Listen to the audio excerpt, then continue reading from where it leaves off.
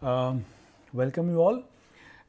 Now, in the previous class, we discussed how to enforce boundary conditions once you have already assembled the stiffness matrix, and then we discussed how to partition the stiffness matrix based on the known information about degrees of freedom, and then you can solve for unknown displacement. Now, what we do today is, once you have obtained the unknown displacement, how to determine the next information that we need about the structure is what are the boundary, what are the support reactions and the member forces. So, today that's what we are going to see. So, today is analysis of truss, support reaction and member forces.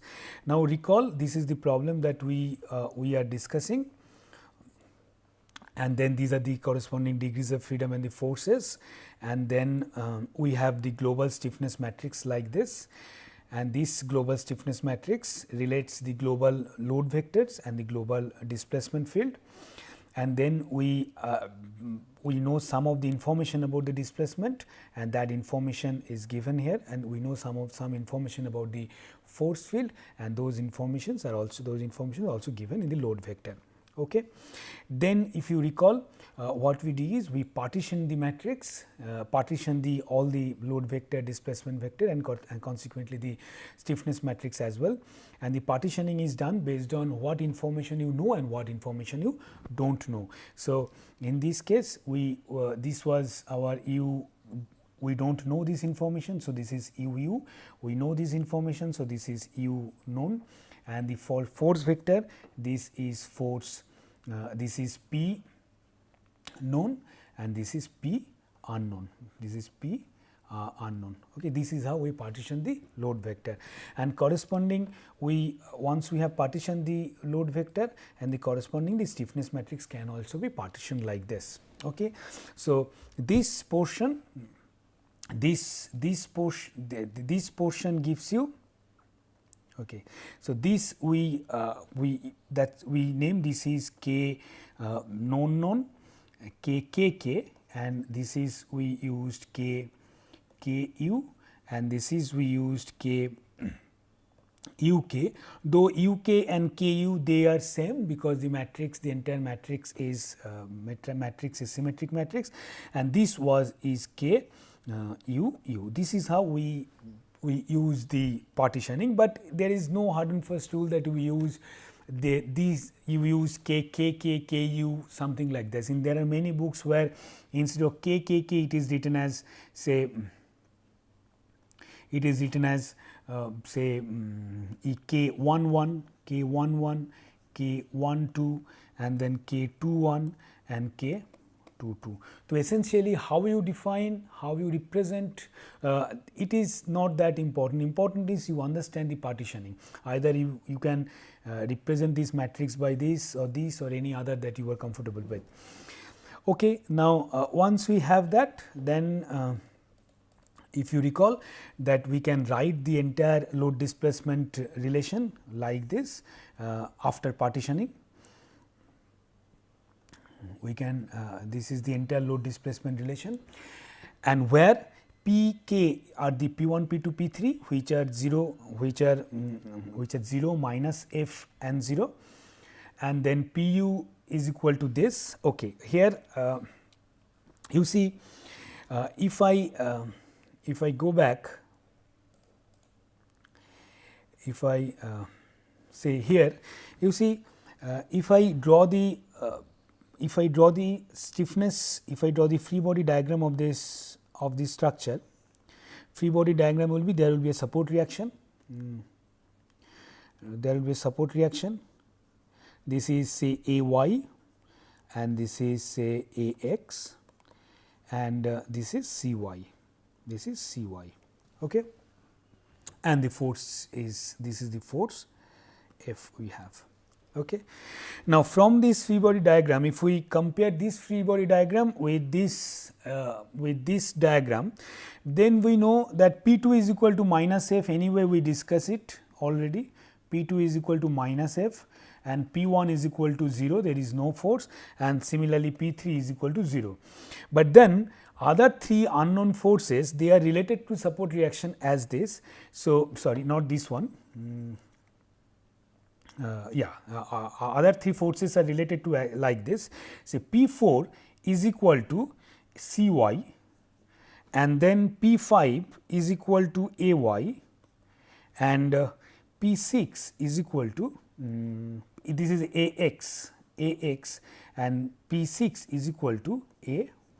So, if we write P4, P5 and P6, they are essentially Cy, Ax and Ay. So, if we can determine these unknown P's, so that is equivalent to determining the reactions. Okay. Now, this is the partitioning. Now, so that is what he written here. So, P unknown is equal to, which was P3, P4, P6 is equal to support reactions at Cy, Ax and Ay. So, this is unknown that we have to determine. Now, U unknown that we already determined in the last class, that was the solution from the last class, and then U known already 0, because that is what the boundary conditions. Okay. Now, what we will do today is we will determine what is Pu, which is support reactions, and then once we have the support reactions, how to then forces in each member, the internal forces we have to determine. Okay. Now, let us start with this expression. Now, this is the expression, and if you recall, this expression was written like this. We had P k is equal to k into U k plus k u into u, and P u is equal to k u k into u k plus k u into u. Okay. Now, okay. Now, this is u, this is k, there is a mistake. Okay. So, this should be u, this should be k, and this should be u, this should be k, right, should be k. Okay. Now, this is anyway 0. So, we use this expression, to find out the unknown reaction. Okay. And this was the equation number 1, and I told you that how to use this equation number 2 we will be discussing in lecture 4. Now, that is what we will be doing now. Now, we will be using this expression to find out the unknown forces. Okay. Now, this u k is anyway 0. So, we can straight away we can say that this is 0. So, this expression finally becomes P u is equal to k u k u u.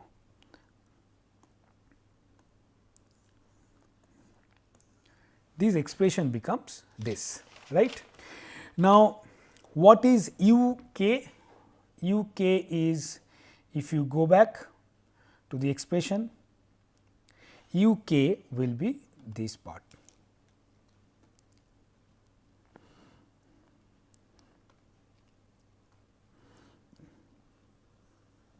Will be this part. Okay. So, this into this plus this into this is equal to this. Okay. So, write it here now. So, P, so we have expression this, we have now P u, which is equal to P4, P4, P5, P6 are unknown, is equal to the stiffness matrix, and then the displacement U1, U2 and U3, and this matrix is root 3/4. You can check from the global stiffness matrix minus 3/4, and then minus root 3 by 4, then minus 1 by 4 minus root 3 by 4 and then minus 1 and then minus root 3 by 4 and this becomes minus 3 by 4 and then become 0. Okay. Now, do not here the diagonal one of the diagonal term is non-zero, that is fine, because that does not that is not against the property of stiffness matrix that you decide, because this k the diagonal terms gives you by these two expressions, this one and this one. So, we are actually, this one is k term which is off diagonal matrix. So, naturally it can have negative entries. Okay. Now, then we know u1 u2 u3, just now if we substitute u1 u2 u3, u1 as from the previous expression, u1 u2 u3, you check u1 u2 u3 is this. Now, if I substitute that u1 u2 u3 in that expression, what we get is, we get unknown forces, and the solution will be P4, P3, P4 are P4, P5, P6, they are is equal to 0.5, 0, 0.5 or 0.5 f, 0, 0.5 f.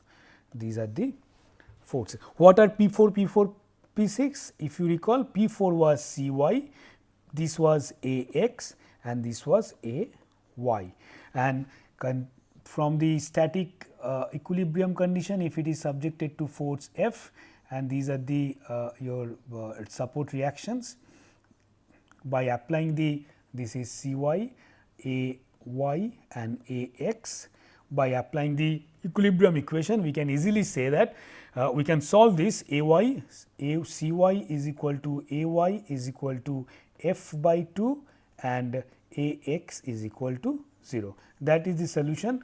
You can, if you can directly apply equilibrium equation, you get it, and then you are getting the same expression here. You may ask that once we can directly get the solution by equilibrium equation, what is the purpose of all these exercises? The purpose of all these exercises is not for the structure where you can easily solve using manual calculation. This exercise has to be done for is required for a structure which is indeterminate, the very large structure where the manual calculations are really not feasible.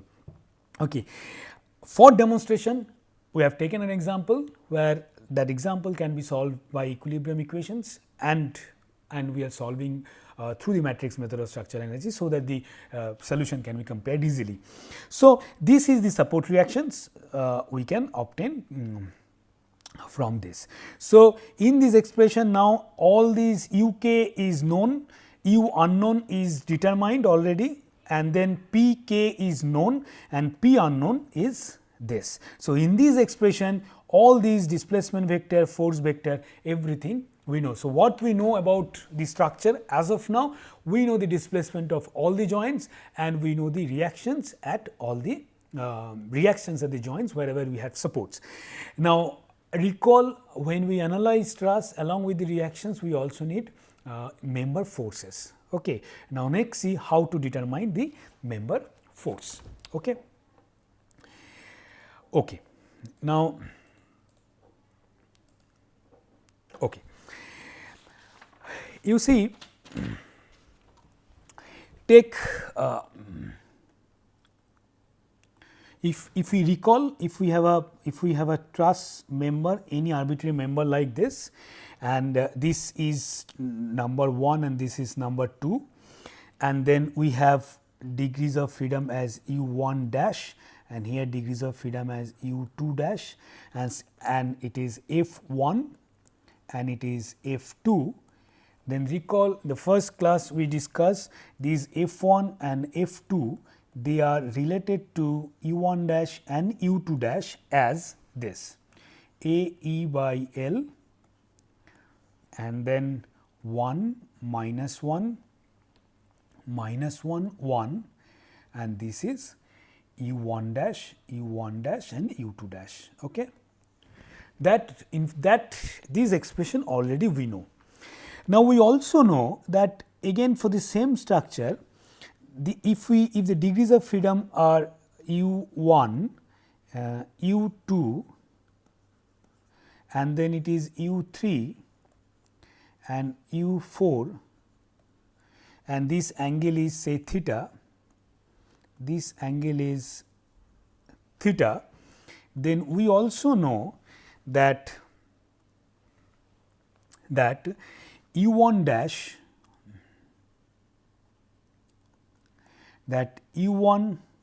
u1 dash and u2 dash, they are related to u1, u2, u3, u4 as lambda x, lambda y, 0, 0, 0, 0, lambda x and lambda y, right.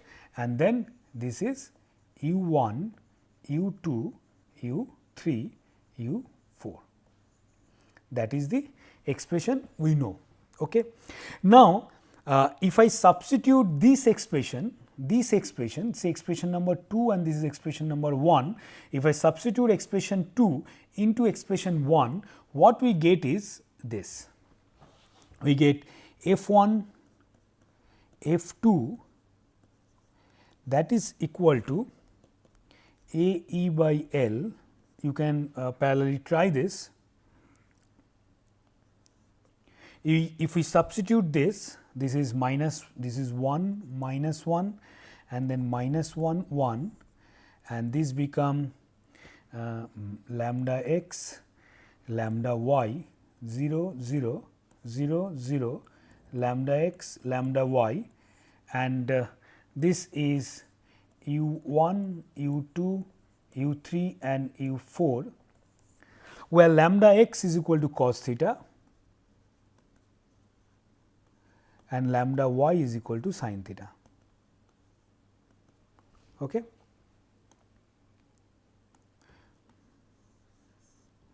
Now, if I do that, what we get is f1, f2 that is equal to AE, this is just simple matrix multiplication, AE by L, this is lambda x, lambda y, this is minus lambda x and minus lambda y, and this is minus lambda x minus lambda y, then lambda x, lambda y, and then this is u1, u2, u3 and u4. This is important. This expression is important. Now, if you observe this expression, what you get is f1 is equal to minus f2, right. Either you can use you compute f1 or f2, but they are opposite. They are opposite because, which is again is consistent with the fact that all the truss members are two force members. So, the force that we have always along the longitudinal axis of the truss. Okay. So, it says that this f1 and f2 they will be equal and opposite, and whether f1 is positive or f2 is positive, depending on that we can say the member is either in compression or in tension. For instance, if your numbering is like this, means if you are starting from 1 and if your movement is like this direction, so f1 is from 1 to 2 and f2 is in the same direction. If f1 is positive, means f1 is that is the direction we consider as positive. If your forces are in this direction and f2 is in this direction, suppose your f1 is this direction and f1 and f2 is this direction, the member is under compression, and if your f1 is in this direction and f2 is this direction, we can say his member is under tension. So, if F1 is positive and F2 is negative, we say it is compression member. If F1 is negative and F2 is negative, we say it is tension member. Now, F1 and F2, it is not arbitrary. It depends on which is your starting joint node and what is your end node, because that is how you calculate your defined angle theta. Angle theta is measured in this direction. Okay. So, this is now these expression will be using to calculate force in the members. Let us do that. Okay. Now, we have this was the truss, we have member number 1, member number 2 and this was member number 3, and then your node numbering was in this, it was degrees of freedom 1, 2, 3, 4, it was 1, then 2, 3, 4, then 5 and 6. This is how we number the degrees of freedom. Okay. Now, and this node number is use different color, say, and your numbering was, this was your node number 1, this was our node number 2 and this was our node number 3. Okay. Now, let us find out what is the forces in member 1 first. So, member 1 is the I am trying to write all these steps very explicitly, but really when you just for your understanding, but when you actually compute them, you do not have to do there are way you can quickly do it. Okay. So, this is the member number 1 where your this is node number 3 for member 1, this is node number 3 and this is node number 1. This is how we defined. Okay.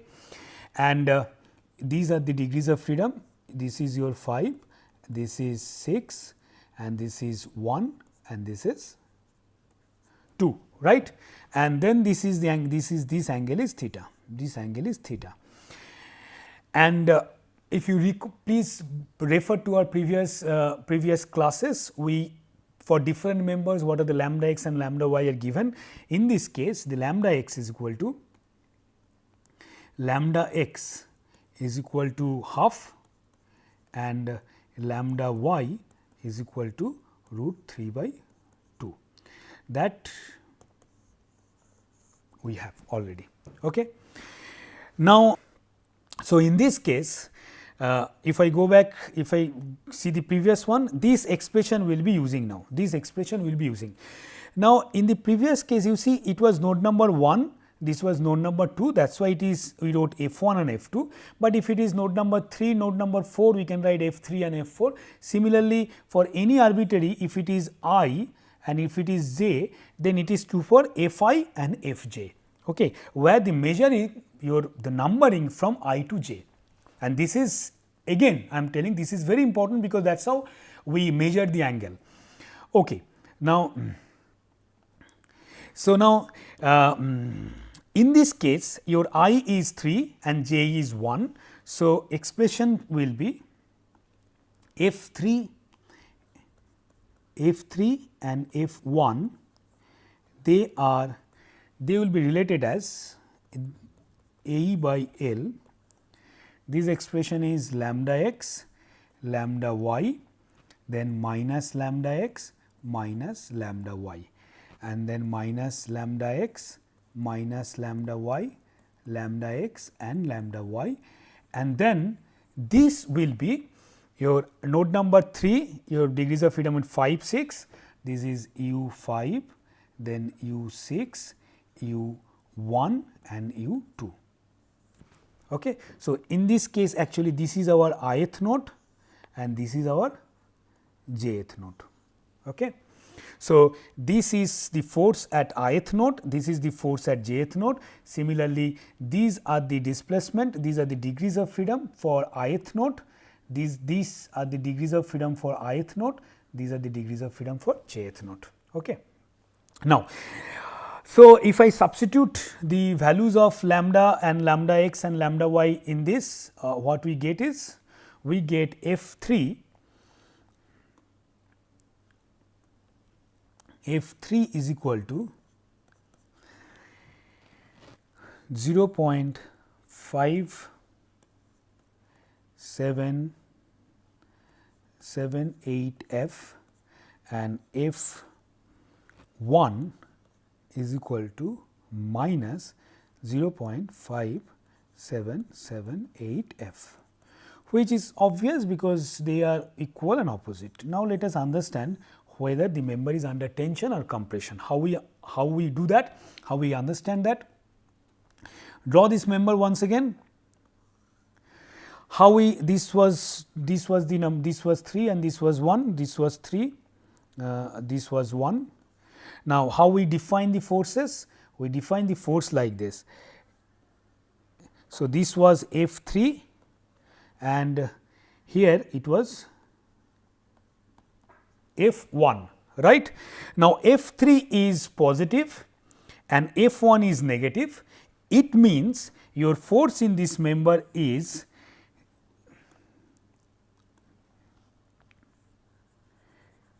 this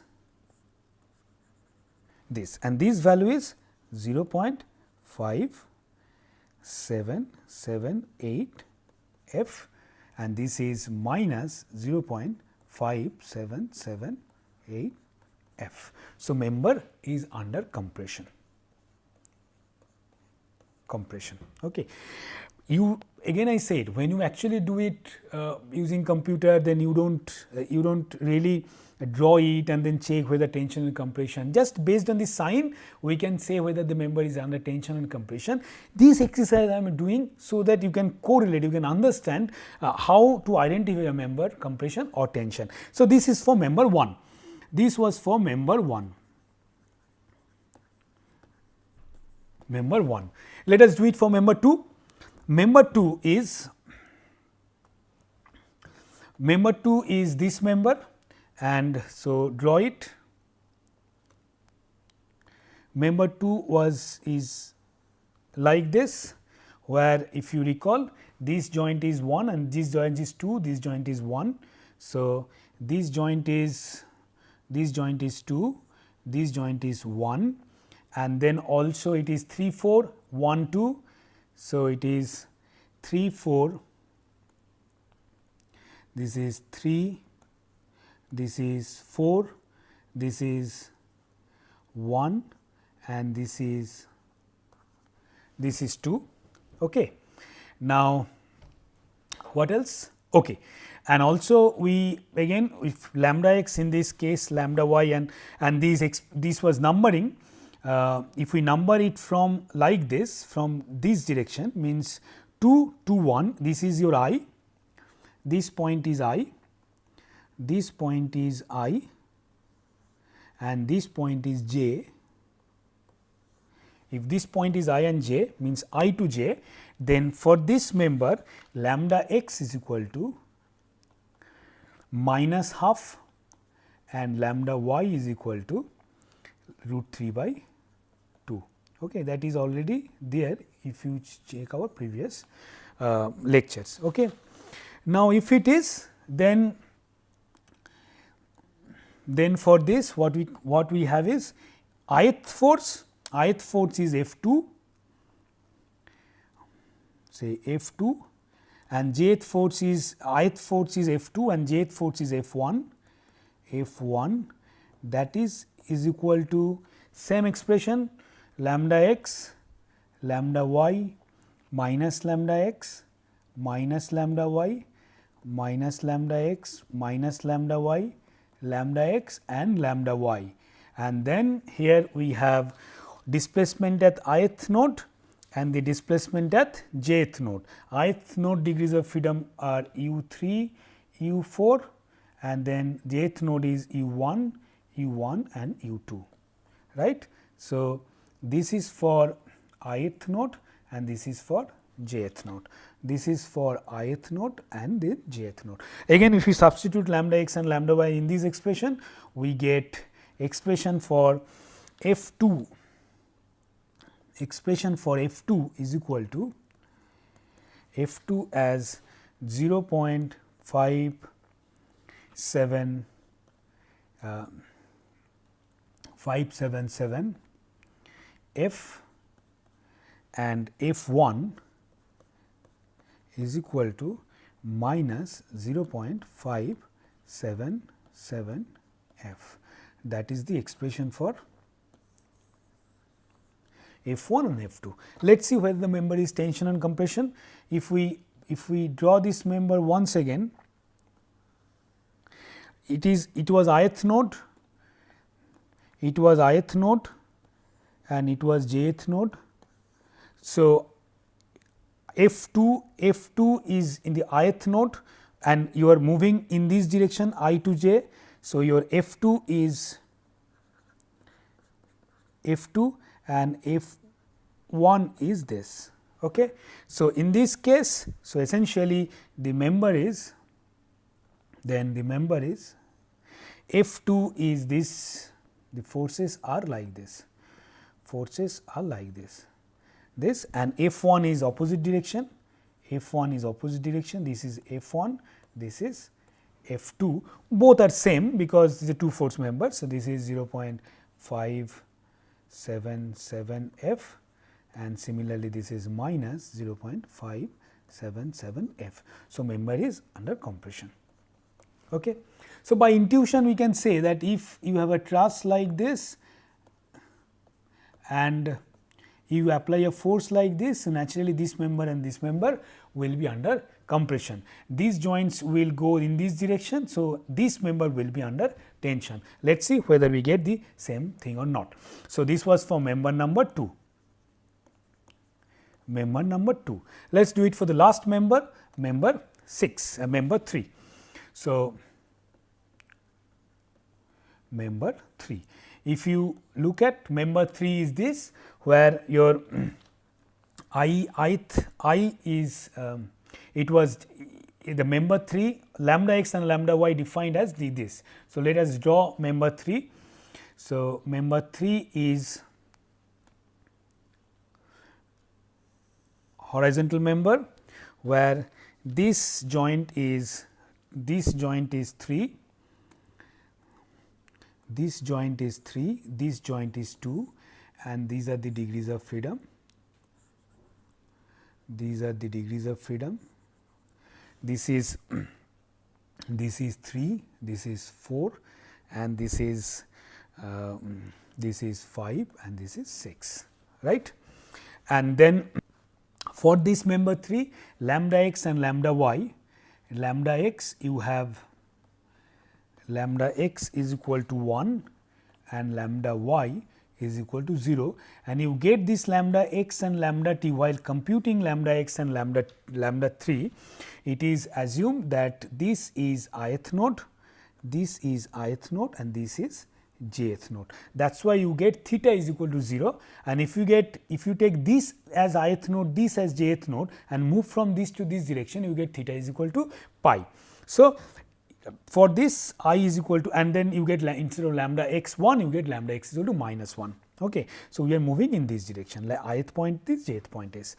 So, now write the expression for F1, though in this case this F3, the force at ith point and force at jth point, that is equal to the same expression lambda x, lambda y minus lambda x minus lambda y minus lambda x minus lambda y, then lambda x and lambda y, and the degrees of freedom will be, since we are moving from the ith point degrees of freedom and jth point degrees of freedom, ith point degrees of freedom are u5 and then u6, u3 and u4, right.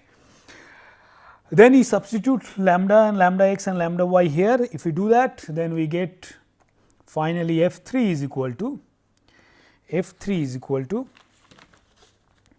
minus 0.2887 f and F2 is equal to 0.2887 f. So, they are opposite direction and this is opposite direction. Okay.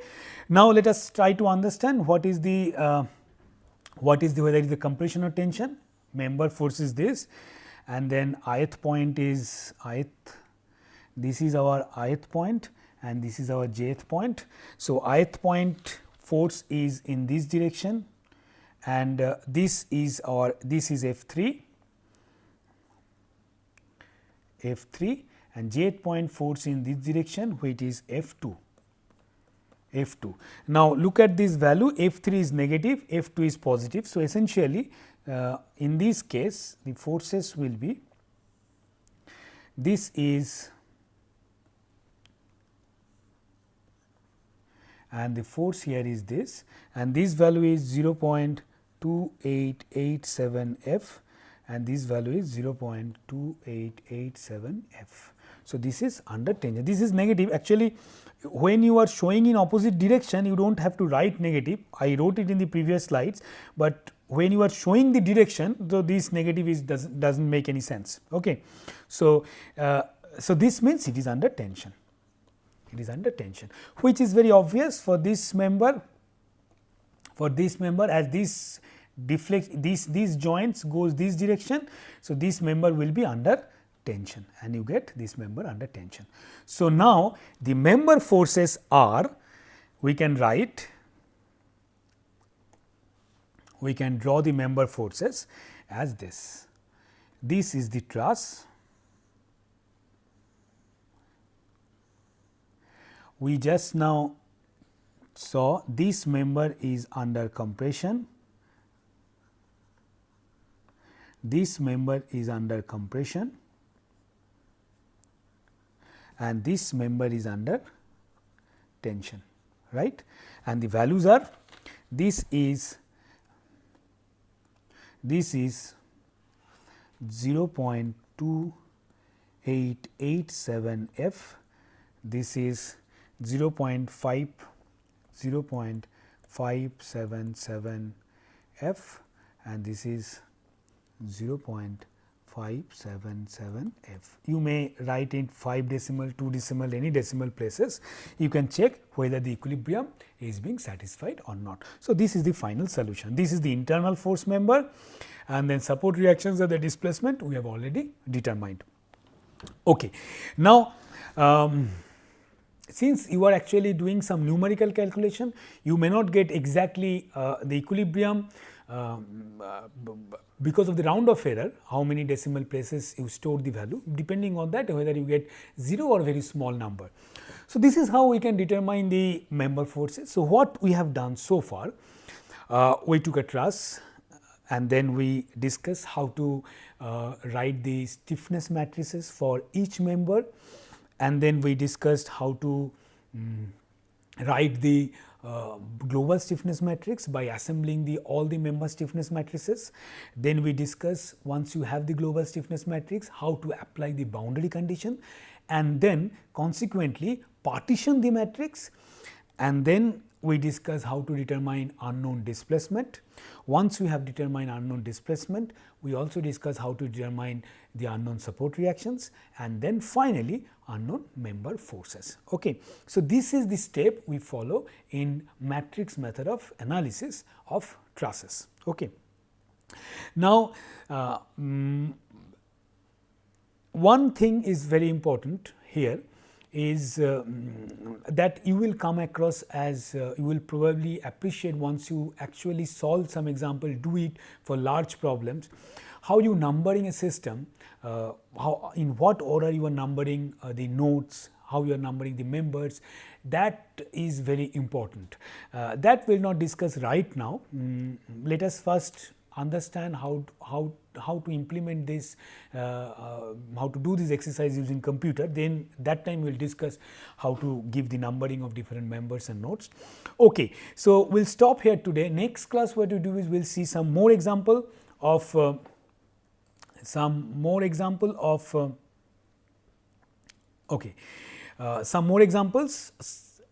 some more members. Will not solve the, here the purpose of all these exercises, the first 4 lectures purpose has been to demonstrate entire calculation.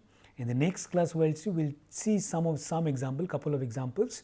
We will just briefly discuss the steps, not doing any calculation, we will see how to what would be the size of the global stiffness matrices, what are the known vector, displacement vector, known force field, and then what would be the corresponding partition of the matrices. Those we will discuss in the next class. Okay, then I will stop here today. See you in the next class. Thank you.